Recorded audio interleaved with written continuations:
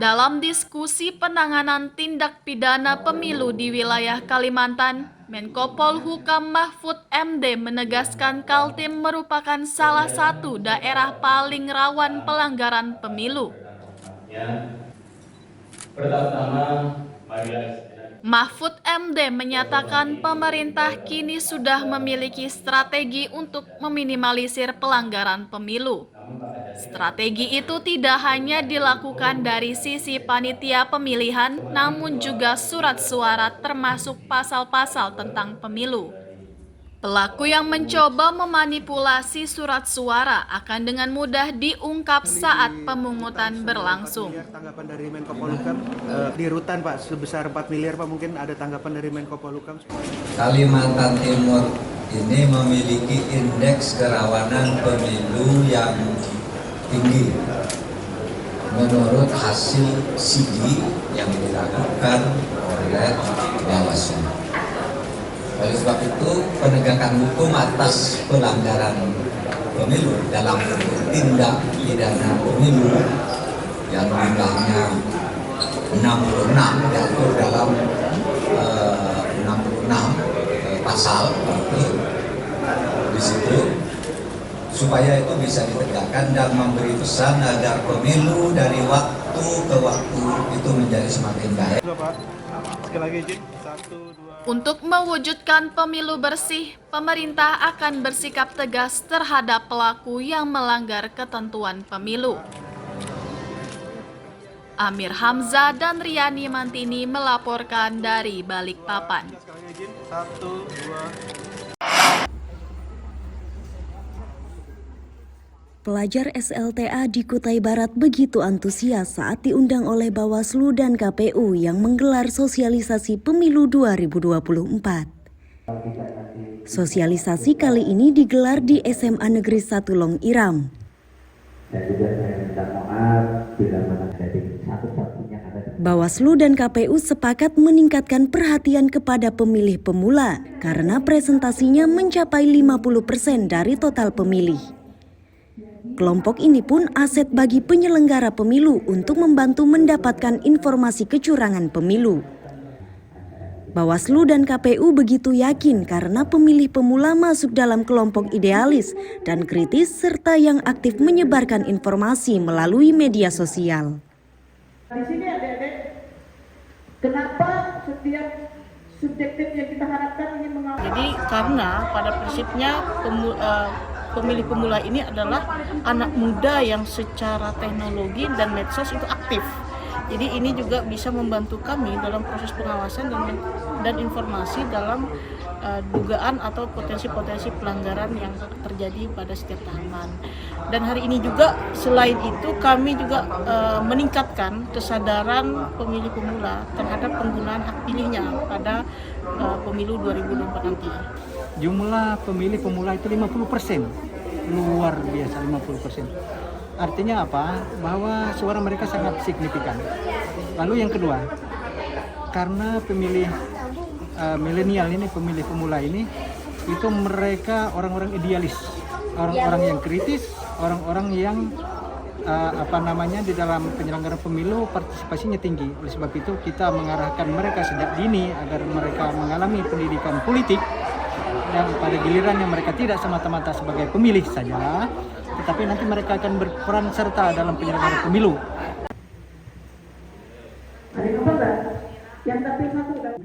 Bagi pelajar, informasi yang diberikan KPU dan Bawaslu membuat mereka makin memahami syarat-syarat menyalurkan hak pilih. Informasi ini dinilai penting karena mereka belum mengetahui hak dan kewajiban saat memberikan hak pilih. Tugas-tugas Bawaslu, wewenang Bawaslu, dan apa aja yang diawasi oleh Bawaslu. Sebagai pemilih pemula, menurutmu pemilu itu penting nggak? Penting. Untuk apa pentingnya? Biar yang baik dan benar yang bisa memimpin negara dan daerahnya ke yang lebih baik. 5, sebutkan. Presiden, DPR RI, tingkat provinsi, DPR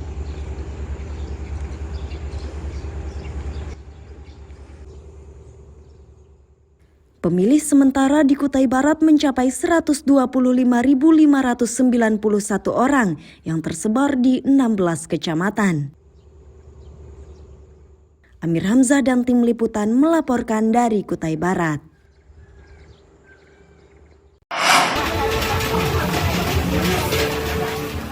Warga Sungai Kunjang, Samarinda ini Selasa siang berbondong-bondong mendatangi kantor camat.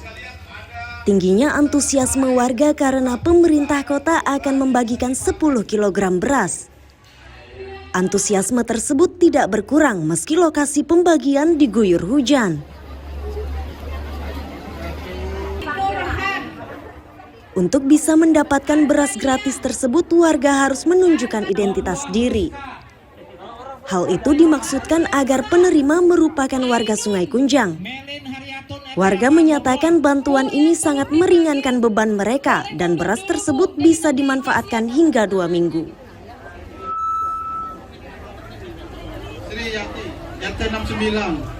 Kedepannya mudah-mudahan dapat bantuan seterusnya. Ini gimana nih, bantuan ini bisa cukup untuk berapa waktu nih Bu? Ya setengah bulan cukup, kami Setengah bulan orang ya? 3 aja. Orang 3 ya?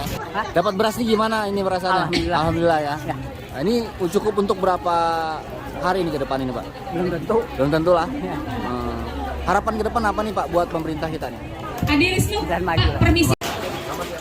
Wali Kota Samarinda Andi Harun menegaskan penyaluran bantuan ini sudah dilakukan di beberapa kelurahan. Disebutkannya beras yang dibagikan adalah beras cadangan pemerintah yang diperuntukkan bagi penerima manfaat. Yang kita bagi di semua wilayah kelurahan, dipusatkan di beberapa titik. Nah hari ini 3 titik besar ya, hari ini masuk di tahap ketiga. Dan insya Allah hari ini tuntas untuk kegiatan pendistribusian pada tahap ini. 840 ton. Ini adalah beras cadangan pemerintah yang diperuntukkan untuk penerima manfaat. Harapan kita semoga bermanfaat. Hari ini 10 kilo dulu kita bagi. Penerima bantuan diminta memanfaatkan berasnya dengan sebaik mungkin dan tidak menjualnya kepada orang lain karena tujuan pemerintah membagikan beras tersebut untuk mengatasi inflasi. Amir Hamzah dan tim liputan melaporkan dari Samarinda. Kita doakan beliau berpanjangkan umur oleh Allah Subhanahu wa taala.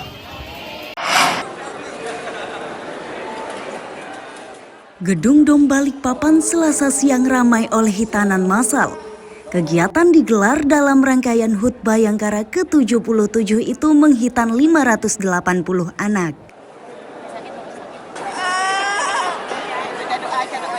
Berbagai ekspresi ditunjukkan bocah-bocah tersebut.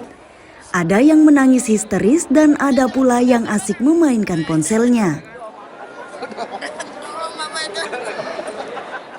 Wakapolda Kaltim Brigjen Pol Mujiono menyatakan antusiasme warga untuk menghitan anaknya cukup tinggi.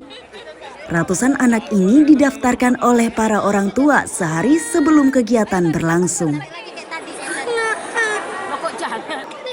Selain di Dom Balikpapan, kegiatan serupa digelar di beberapa polres.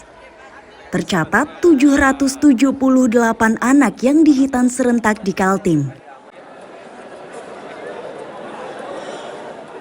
Jadi alhamdulillah dalam rangka hari ulang tahun Bayangkara ke-77, Polda Kaltim melaksanakan bakti sosial antara lain bakti kesehatan hari ini.